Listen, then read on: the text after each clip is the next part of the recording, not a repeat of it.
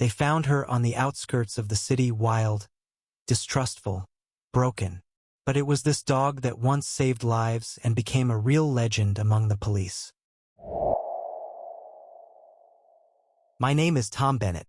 I am a police officer in a small town in Colorado. I have been on the force for over 10 years. I have seen a lot: accidents, fights, domestic violence, thefts. But I never thought that one day my life would be saved by someone I once almost chased away. A dog named Ranger. It all started in December 2 years ago. It was so cold that car windows would be covered with frost in a matter of minutes. My partner, Jason, and I were patrolling the outskirts when we received a call on the radio. We have a call. A wild animal has been spotted in an industrial area. Possibly a coyote. When we arrived, a security guard met us. He was shaking with fear and said, "It's over there, sitting between the containers." I thought it was a wolf, but then I saw the collar. We went there with flashlights. Among the garbage, in the shadow of the metal boxes, sat a dog. Big, dirty, with eyes full of mistrust. When I tried to get closer, she growled but did not rush. A collar. "So, someone's dog," Jason muttered. "Probably dumped." We called the shelter, but they said that the nearest place would be in a week. And it was freezing outside. We couldn't leave her there. To be honest, I was against it. At home I have a small apartment, a cat, and a neighbor who knocks on the wall if I sneeze loudly. But Jason insisted. "Let's take her to the station. Let's see what's wrong with her. Maybe someone is looking for her." So Ranger, Jason gave her a nickname, showed up at the station. The first few days, she didn't let anyone near. She ate only at night, and during the day she sat under the table in the break room, tense as a spring. But on the third day, something happened that changed everything. One of the officers, a young guy named Carter, slipped on the stairs and hit his head hard. No one saw it. Everyone was on the road. No one except Ranger. She ran out of the room, barking and whining, until the duty officer went after her. He found Carter unconscious. They said that if it weren't for Ranger, he would have died of internal bleeding. From then on, they began to treat her differently. It was as if she understood that this was her pack. And we understood that she was one of us. A year passed. Ranger became the mascot of the area. She still avoided strangers, but with us she was affectionate and attentive. Surprisingly sensitive. She felt if one of us was depressed or sick. She lay down next to us, put her muzzle on our laps, and just was there. We all needed that. But everything changed one winter evening. Jason and I arrived at a call. An alarm went off in an old house outside the city. The house was on the outskirts. There was only a forest nearby. The owner was away, so we weren't expecting anyone. But as soon as we walked in, I knew something was wrong. The silence was too tense. And then the gunshot. A bullet grazed my side. The pain seared. Jason screamed, but I was already falling. Everything was swimming before my eyes. Someone was in the house. Armed. We were being ambushed. The last thing I heard before I passed out was a desperate, furious bark. I woke up in the hospital. Jason was sitting next to me. "You're alive. Thanks to her." "Who?" "Ranger." She sensed it. She ran out of the car when she heard the gunshot. She ran into the house, found you, barked so loudly that a neighbor half a mile away heard us and called for backup. And then she... He paused. She jumped on the shooter. I froze. Her. The bullet missed her heart. They saved her. We barely made it. We all sat with her in turns at the veterinary clinic. She was recovering slowly but stubbornly. Looking at her, I understood that she would have given her life for us. For me. For those who once gave her a second chance. 6 months have passed. Now Ranger is back on the site. She has her own place, a tag, and even an Instagram page which Carter runs. We didn't train her, didn't teach her commands, but she taught us the most important thing, to be there when needed. Just be. She's not just a dog. She's our partner. Our Ranger. 8 months had passed since the night Ranger saved my life. She was running around the property again, wagging her tail as if it was all in the past. But we knew her instincts were right. And soon, those instincts led us to the most terrifying case of my entire career. In early October, strange disappearances began in the area. First, an elderly hunter. A week later, a woman who went for a jog and never came back. Then a teenager. They all happened near the northern edge of the forest. The cameras were silent. There was no evidence. Only one thing in common: on the day of the disappearance, they were all near the same old house where I was shot. That house had long since burned down after a fire. The culprit was never found. It seemed like the case was closed. But Ranger began to panic every time we drove past that place. She howled, scratched at the door. She knew.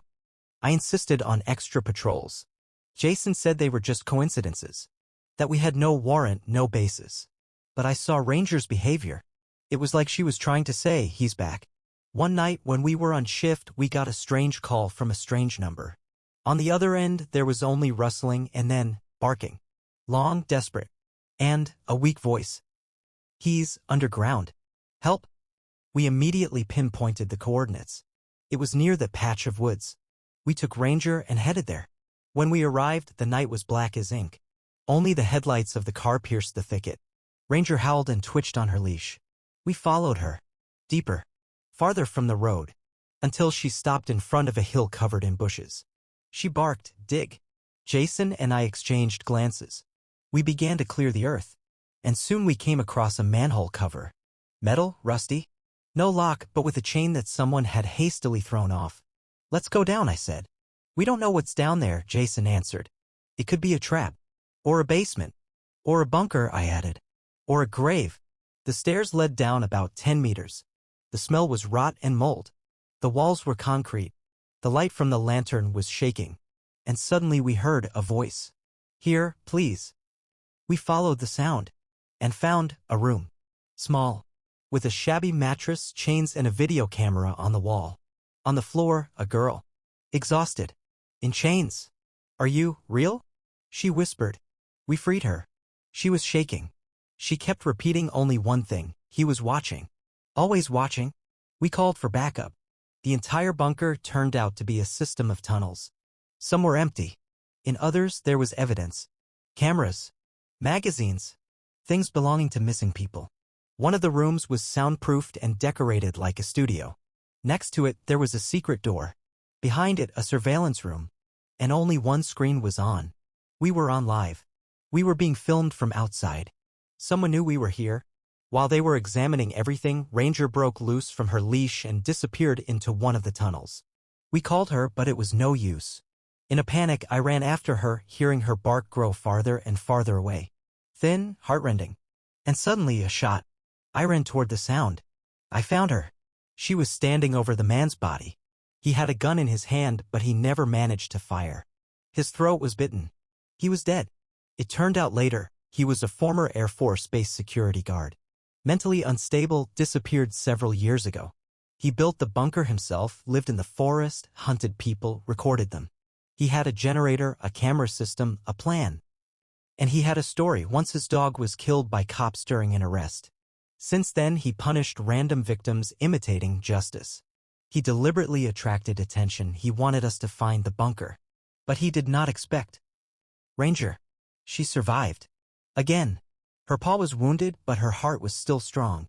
She lay on my chest that evening when we were sitting on the porch of the station and the wind rustled in the treetops. I stroked her and said, "You are not just a dog. You are a legend. And if you knew how many lives she saved, you would understand in every hero there is a little bit of savagery. A little bit of pain. And incredible loyalty." Nicknamed Ranger. 3 years have passed since Ranger helped to open the bunker in the forest and saved that girl. During this time, she became a living legend of our department. Her photo hung in the main hall, and every new police officer heard, "Meet Ranger. She will not let you down." But time is a cruel patrol. Ranger began to limp. Then her vision worsened. Sometimes she would stand in the middle of the hallway and stare at one point as if remembering something. The doctor said age, chronic joint inflammation, heart weakened. We carried her up the steps like an old war buddy, and she didn't resist. She just endured. As always, the commission decided it was time to retire. They transferred her to Jason. He bought a special orthopedic mattress, cooked chicken soup for her every night, and turned on soothing music. I visited her almost every day. I talked to her about everything. About new things. About marriage. About how everything without her wasn't the same. And then that call came. 5 miles outside the city, in a farming village, an attack was recorded. The criminal, a veteran suffering from post-traumatic syndrome, mined the house and took his family hostage. In the house were his wife, 2 children, and a dog whom he considered a spy. He demanded that no one come near, threatened to blow himself and everyone up if he saw the police. We arrived 12 minutes later. The negotiator tried to make contact, but the man was increasingly losing touch with reality. And then, silence. We didn't know if the hostages were still alive. And then Jason said, "I want to try something. One last task. For her." We put Ranger in the vest. Jason held her head tightly, looked into her eyes, and whispered, "You know what to do. Only you." She licked his cheek and ran. It all depended on her remembering everything she'd learned. We hid in ambush, watched through the drone. Ranger crept, almost like a shadow. She entered through the old basement, went around the cameras, past the tripwire. We were silent, praying.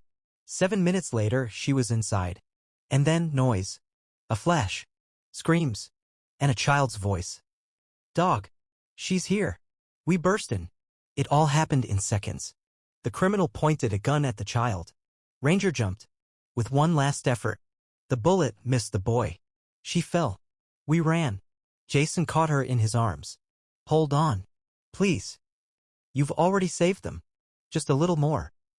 But she looked into his eyes. As if saying, "I did what I had to. Now you live?"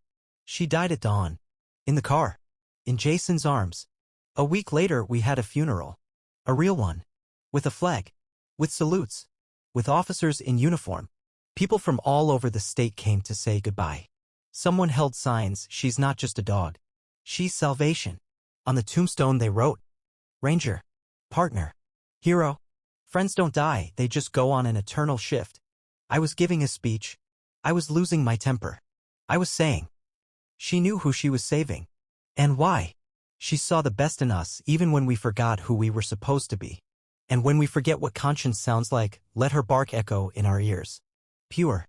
Loyal. The last. Sometimes I dream that I'm walking around the site again, and next to her, she. Without a harness, without fear. Young. Her tail is wagging. And she still looks at me as if she knows I can be trusted. I wake up and smile. Because I know she's near. Always was. And will always be.